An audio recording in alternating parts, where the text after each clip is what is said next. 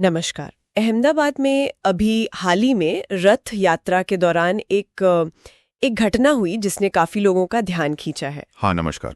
वो एक हाथी था ना जो धार्मिक जुलूस का हिस्सा था। हाँ। वो अचानक से थोड़ा बेकाबू सा हो गया था। हाँ, बिल्कुल। और उसका वीडियो भी मुझे लगता है काफी वायरल हुआ। हाँ, बिल्कुल। और इसने ना एक गंभीर सवाल जरूर खड़ा किया है।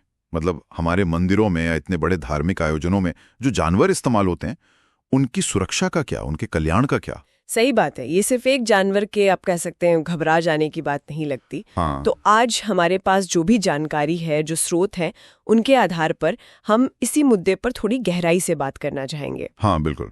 तो क्या पता चलता है इन स्रोतों से? ऐसी घटनाएं होती क्यों हैं आखिर? क्या ये सिर्फ मतलब भीड़ और शोर शराबे का ही मामला है? देखिए, स्रोत तो कई चीजों की तरफ इशारा करते हैं। ये सिर्फ भीड़ और शोर ही नहीं है।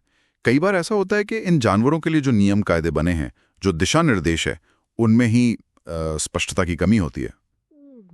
अच्छा। हाँ, जैसे कुछ एक्सपर्ट्स के लेख हैं, उनमें ये बात आई है कि भाई जुलूस के दौरान जानवरों को कितना आराम मिलना चाहिए या कह लीजिए शोर का लेवल कितना हो सकता है, इस पर कोई बहुत साफ नियम अक्सर होते नहीं है। ओह, अच्छा। तो मतलब ये सिर्फ उस दिन उस घटना के वक्त की बात नहीं है, बल्कि जो पूरी तैयारी है, जो नियम है, उनकी भी भूमिका है इसमें। बिल्कुल बिल्कुल। और स्रोतों में इस बात पर भी जोर दिया गया है कि जो महावत होते हैं, जो इन जानवरों को संभालते हैं, उनकी ट्रेनिंग कैसी है और वो जानवर खुद उसका अपना तनाव का स्तर कैसा है, इसका प्रबंधन कितना जरूरी है। हाँ। एक स्टडी है जो बताती है कि अगर जानवर लगातार ऐसे तनाव वाले माहौल में रहें तो उनमें इस तरह का अप्रत्याशित व्यवहार इसकी संभावना बढ़ जाती है। तो हो सकता है अहमदाबाद की घटना इसी एक बड़े मुद्दे का एक लक्षण हो बस। ये तो वाकई चिंता का विषय है। क्या स्रोत इस बारे में भी कुछ बताते हैं कि इस स्थिति को बेहतर कैसे किया जा सकता है? कोई समाधान, कोई उपाय सुझाए गए हैं? हाँ, सुझाव तो कई सामने आते हैं। कुछ रिपोर्ट्स में ये बात कही गई है कि पशु चिकित्सक जो हैं, वेट्स, उनके द्वारा नियमित हेल्थ चेकअप हो, उनके व्यवहार का मूल्यांकन हो, इसे अनिवार्य कर देना चाहिए। ठीक है। इसके अलावा एक और सुझाव है कि जुलूस के जो रास्ते होते हैं, वहां जानवरों के लिए खास शांत क्षेत्र या आप कह लें कूल डाउन जोन बनाए जाएं, जहां उन्हें भीड़ और शोर से थोड़ी देर के लिए दूर रखा जा सके, आराम मिल सके। अच्छा। हाँ, और कुछ जगहों पर ऐसे प्रयोग सफल भी हुए हैं, ऐसा भी पता चलता है। यानी कोशिशें हो रही हैं कि परंपरा भी बनी रहे और जानवरों का कल्याण भी हो, एक संतुलन बनाने की कोशिश।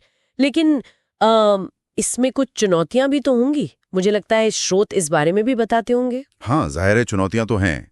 सबसे बड़ी चुनौती तो अक्सर यही होती है कि परंपरा और जो आज की कल्याण के मानक हैं, उनके बीच तालमेल कैसे बिठाया जाए। हाँ, वो तो है। कई आयोजन इतने बड़े पैमाने पर होते हैं कि उनमें एकदम से बदलाव लाना आसान नहीं होता। और कुछ स्रोत इस बात पर भी रोशनी डालते हैं कि जो स्थानीय समुदाय हैं, जो मंदिर प्रशासन है, उनको इन बदलावों के लिए तैयार कैसे किया जाए, उन्हें इसके महत्व के बारे में जागरूक कैसे किया जाए, ये भी अपने आप में एक बड़ा काम है। समझ गई। तो ये सिर्फ नियम बनाने का सवाल नहीं है, बल्कि जागरूकता फैलाने और उन्हें सही से लागू करने का भी है।